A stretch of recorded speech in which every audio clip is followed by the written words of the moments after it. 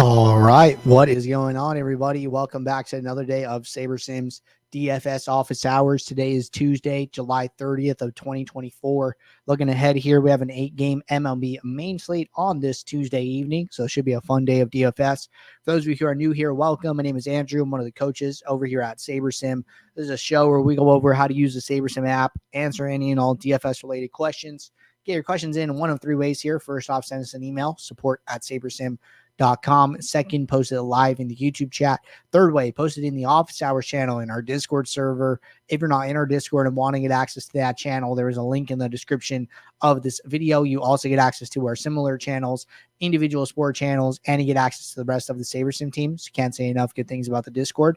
With that said, we do the show Monday through Friday, 4 p.m. Eastern. We do the show on Saturdays at 11 a.m. Eastern. So tune in and get your questions answered. But just wrapped up our build review show a little bit ago here. So probably seen plenty of people for the second time today. So welcome back. We're going to get the app pulled up here and we are going to jump into questions that came in the Discord first, and then we'll jump into any questions that come in live from there. So first question we got is from Sammy here. And we actually have two questions from Sammy to get us started. First one is, what are the positive and negative takeaways when bumping up or down golfers while also adjusting their min and max exposure? Thanks.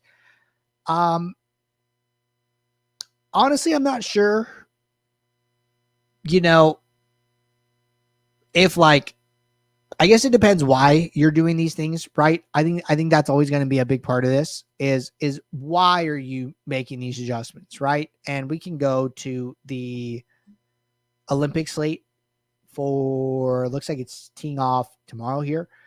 And so it's like, okay, maybe I am aggregating projections, right? Maybe I'm coming in here and, I'm doing some type of aggregate to these guys, projections are going up and down, but then I'm also coming in here and setting min and max exposures as well. I think that's okay, right? But if you're setting projection overrides to get to more of a player, like say I want to play more Scotty, right? I'm not getting that much of him in a default. So I give him a projection boost. Well, then let's say I also come in here and set a minimum exposure to him for the same reason. Well, then now you're kind of just doing the same thing twice, and there's not really a good reason to do both. So if you want to get to more Scotty, I would rather just pick one, and I would honestly lean on doing the exposures because those are going to be more effective. They're going to make sure you have at least, 15% of him in your set of lineups as well as the pool, right? Projection adjustment might not do that. So if you're aggregating for the sake of being more accurate, and then you're setting, minimax exposures, I think that's okay, right? Like, hey, I want to get, some wisdom of the crowd. I want to aggregate a little bit, get some more consensus projections, and then I want to set my minimax exposures based on my takes. I think that's fine. So that's the way I would be thinking about it. But if you're setting projection overrides for the same reason that you're setting minimax exposures, probably wouldn't be doing that. I think it's a little bit of double counting. All right. Second question here from Sammy. Sammy's asking about how to use Contest Flashback effectively. Good question here. So let's go back to last week's golf slate, right? Let's jump back here. And we will do, I believe this was the 3M Open. So let's come back here, right? And in case you guys missed it, we did make a change to our golf slate where even if a player missed the cut after the tournament ends, their projection is going to be reset to their pre-slate projection. That way you can come in here and do any type of back testing or things like that effectively here. So let's go to a contest, right? I'm not 100% sure what all the contests Sammy played is. Maybe he played the birdie, right? Let's just give this a shot. But if he didn't, we'll talk about this contest anyways. Users, he did give me his DK name. So not seeing him there, but let's say that, he did play this contest, right? And we'll just pick something here. So when I look at maxers for this $3.20 max, highest sim ROIs in the 40s, right? 4 people over 40% sim ROI. Well, let's say that, he's down here at about 15%. He goes, okay, what are the differences from going from, 15% sim ROI up to 40, right? And how do I achieve that? So let's just pick somebody. We'll pick Jay Moses here. I don't know who this is. So, a lot of this kind of goes back to like a lot of the things we talk about on like the Build Review show. I know we're mostly doing MLB at the moment. We might open that up to more and maybe even all sports here in the future.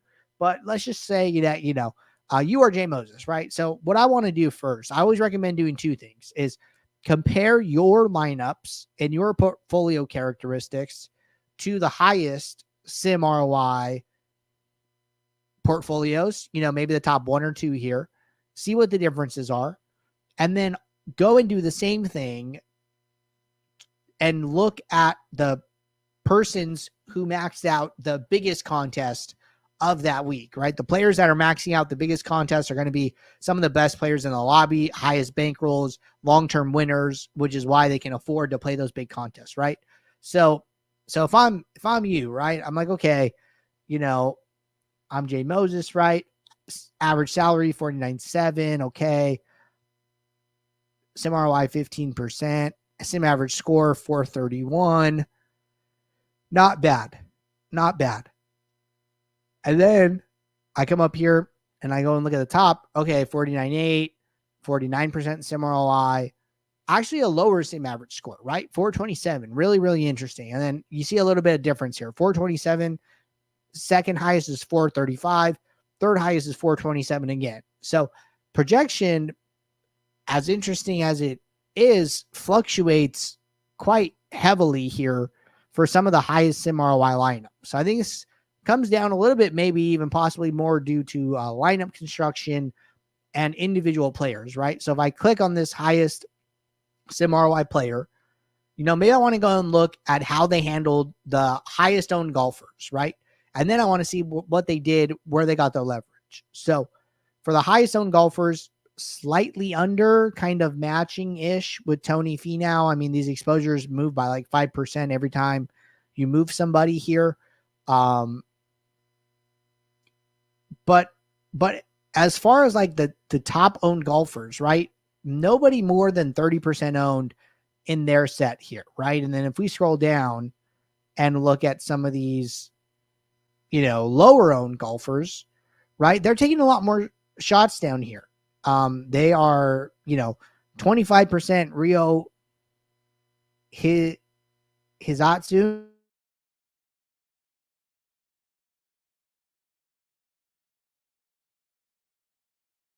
Seamus Power 15%. He was 5% owned. You do see actually like a lot of exposure, a lot of shots on some of these lower guys. Keegan Bradley, 35%, 10% ownership, right? So even we can come and look at their exposure, right? Like, okay, so they're kind of matching chalk, and then they're getting to a lot of these like lower guys, getting really spread out. It looks like he used 100. I don't actually know if he used 158. I think there's 158 in this list, but he didn't use all of them. But very spread out, taking some shots on some lower owned guys, matching some chalk. Okay. So those are like my big takeaways, right? Now let's go and see what Jay Moses did. And in this example, you are Jay Moses, right? So in this example, okay, a little bit under, a little bit even, almost even a little bit lower than the other guy was at the top, right? Seeing like mostly, we see one person at 35, but mostly everyone else under like 25%.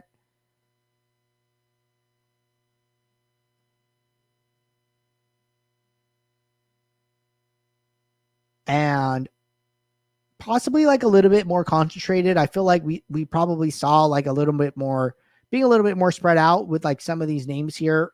Big stand on Andrew Putnam, which that actually worked out like pretty well.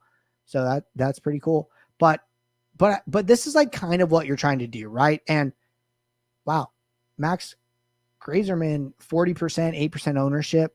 Sky like new on some of these guys, Doug Gim, Grazerman, Putnam all did like pretty good over like 80 actual points, which was like higher than all their projections, and just like ended up being like kind of concentrated on some of those guys. But either way, you know, that doesn't seem to work out well for the sim ROI, right? Sim ROI is saying like, hey, let's not be super concentrated. That person who was a lot more spread out, a lot more flat exposure, seemed to do like a little bit better, all things considered here. So like, this is kind of the research that I would like recommend. You know, golf is like a little bit different than MLB, where you're not so concerned about stacking, where you're not, you know, there is no correlation in golf, right?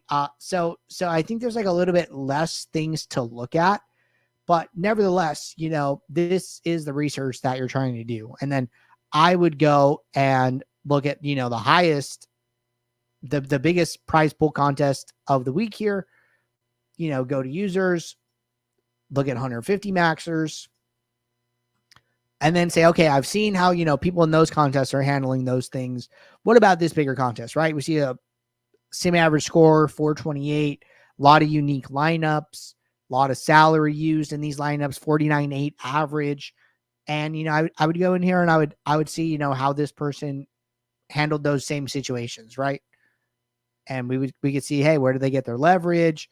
What, you know, where they got their leverage? What was the ownership of those players? So like not taking as many shots on punt plays, but playing, you know, decently owned players. So probably like decent projection, but, you know, I would call this a little bit more of like a, oh my gosh, what's it called? It's whatever the opposite of stars and scrubs is, right? It's like stars and scrubs, or you like play high salary and low salary, or you play players like more in the middle range, right? We see a lot of that, like 7,800, 8,900, 7,900, 93, 94, kind of staying away from like basically matching on like all those top salary guys, and then getting leverage somewhere in the middle is like kind of how this person approached it, right? But those are the things you're looking for. Those are the thoughts that I have, the way I'm trying to dissect these slates so I can increase my own sim ROI going forward. All right. Those were the questions that we had lined up here today to start the show. So I'm going to jump into a build demo here. If you guys have any questions, throw them in the chat. We will get to those. So we're going to go over to today's 11 game MLB slate, and lineups are starting to trickle in here. Should be coming out more over like the next hour or so, but nevertheless, we're going to come in here, make 2 adjustments, 2 projections, going to, you know, set up our sliders. Say we are playing, let's say we're playing the $20, I'm sorry, the $4 20 max, right? We'll build for a 20 max here. Oops, 20 max. Okay. I'm going to turn on this don't use batters against opposing pitchers rule. And then I'm going to kick off these lineups, right? And then while this runs, I'm going to jump over to the contest tab, go to all contests. And I want to go, looks like we got a little bit different contest selection here. We got this moonshot, right? But this is going to play really similarly, because even though this contest is $3, the prize pool is over 25K, which means everybody's going to have access to this contest, right? So I want to actually change this from low stakes 20 max to flagship 20 max.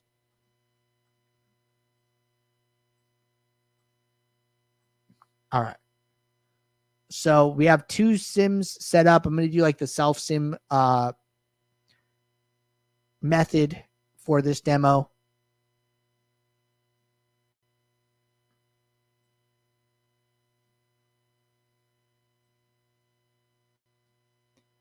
And we're just waiting for these lineups to load. We'll take the next steps here. In the meantime, I'm going to get my sim set up for the self sim. All right. Self sim is ready. Regular sim is ready. Going to kick those off here. Make sure I can see everything I want to see, which I can.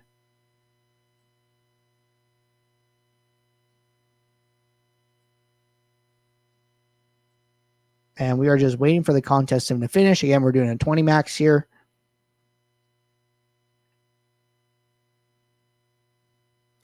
All right, so going to go and change our sorting metric to the self-sim risk-adjusted ROI. Going to set up our filters here as well. So we want to add a filter for ROI greater than 0 for both sims.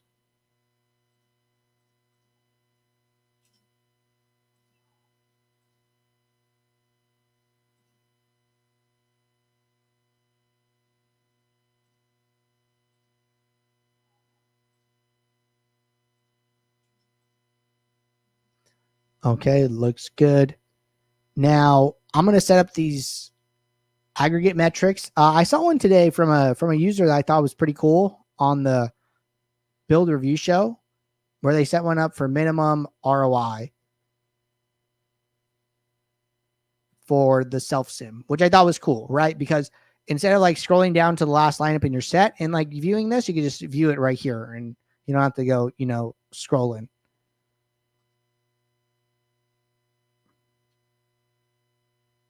So going from mini uniques of 1 to mini uniques of 4, projection and ROI hardly changed, like ever so slightly here.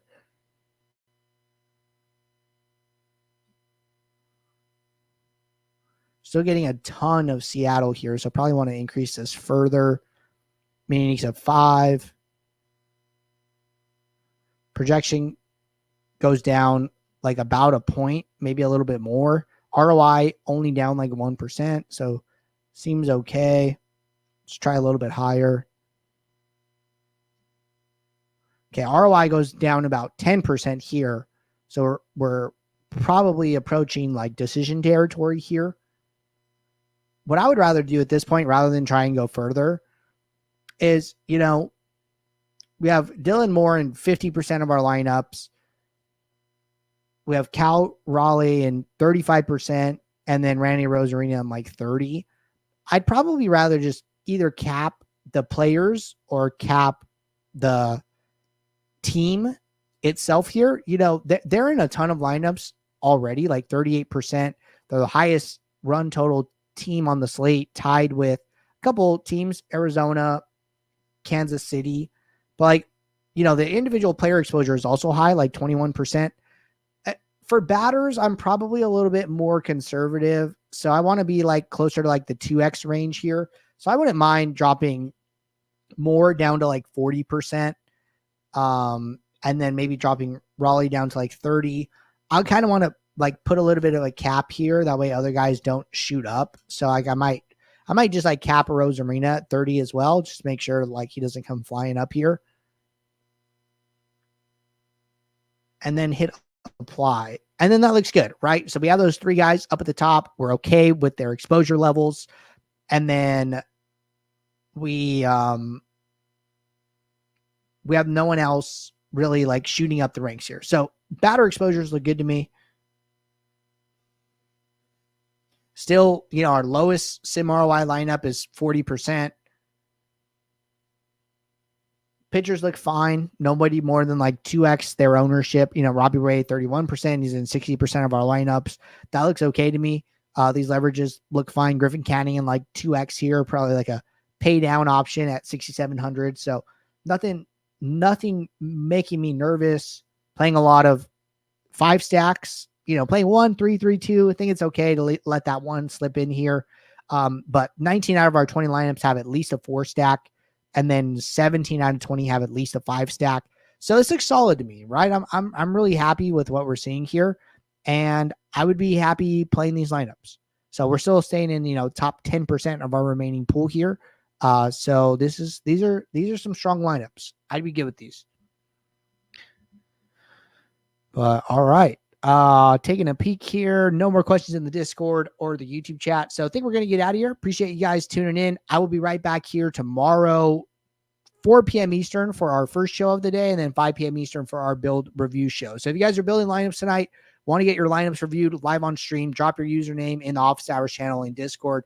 Let me know, hey, can you review my build for tomorrow? And I will be happy to put you on the list. So until then, everybody, take care. Good luck. I'll see you all. Thanks. Bye.